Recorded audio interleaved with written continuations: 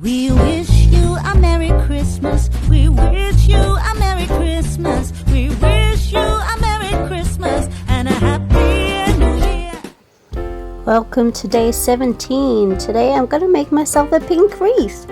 I bought the actual wreath bones from Spotlight and all the other pink ornaments and things I want to use I just collected. So first things first, I cut off the tag. I have this pink tinsel that I want to wrap around to make the main part of the wreath, so I'm just going to glue it with a hot glue gun on the low setting. I just put some glue on the wire and then fold over the tinsel round and round and round and round and round and round and round, just gluing as I go.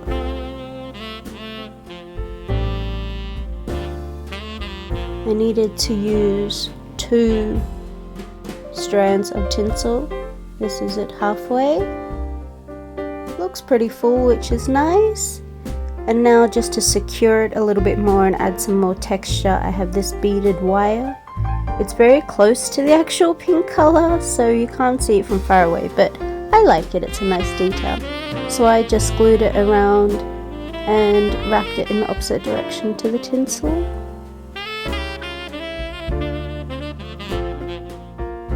And I take out all of my little ornaments I want to use and just sort of place it around to see if I like that design. I thought, yeah, it's fine.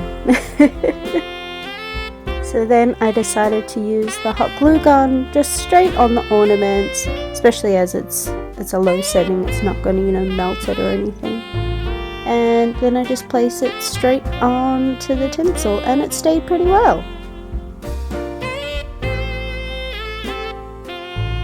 Some of the ornaments have the little hanger strings, so I'm wrapping this main guy up with the bead to secure him, and that'll be how it attaches. Pip supervising as always. And this is the finished project. I like it, it's cute, especially because I'm a sweet tooth and I'm always baking and things, and the cute little nutcracker people, I like it. So, what do you think?